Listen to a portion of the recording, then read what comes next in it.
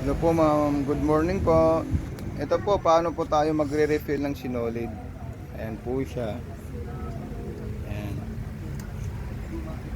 Tapos ayun po yung start tsaka stop niya. Yun ang start.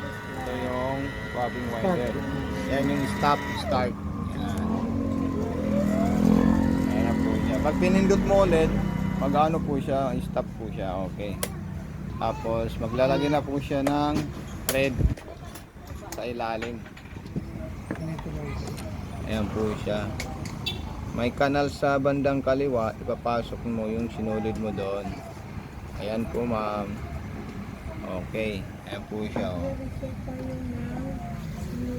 Ayan po yung paglalagay ng thread. Pag malaking thread po siya ma'am, ayun po sa ilalim mo. Ayan. Tapos may number 1, tapos number 2, tapos number 3, tapos number 4. Susundan mo lang ma'am yung araw ha. So kung kailangan yung sinulid mo mapasok dito sa loob-looban. Tapos ayun po siya yung automatic trader niya. Kasi ano po yung magsusot ng sinulid. Yun, kukunin niya lang po sa likod. Tapos pagkatapos po yan, pipikapin niya, ikutin niya yung wheel doon sa likod. Yun po siya, yan. Ayan po siya. Kakainin niya sa ilalim. Yan. Ayan po siya.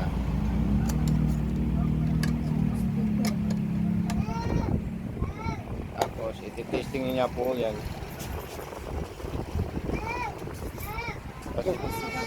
Yan, ayan po siya ma'am. Ayan, 4 na patong. Ayan po yung selector. Ayan. Number 1. Start. Ito yung lapat. Spacing. Tapos yung tension. Ang purpose nito kay sinabi dito, Sa ilalim, para pakita mo kay ma'am pag- kung maluwag o mahigpit. sinulit Yan, sa maluwag po bago. siya. Isasagad mo lang po ito ma'am dito.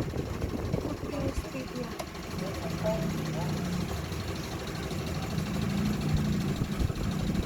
Babi disco niya ba? Yan po, malapit na mapuno, i-stop ko na po. Tapos zigzag. Yan po yung Yan na po siya. Medyo laglagay mo sa 7. 8. Yan.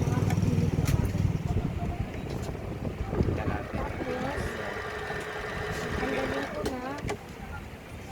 Ilalagay ko sa bobbin case. Bakit ko yung bobbin case na. Tapos, dito sa gilid. Ayun, umigpit na po siya.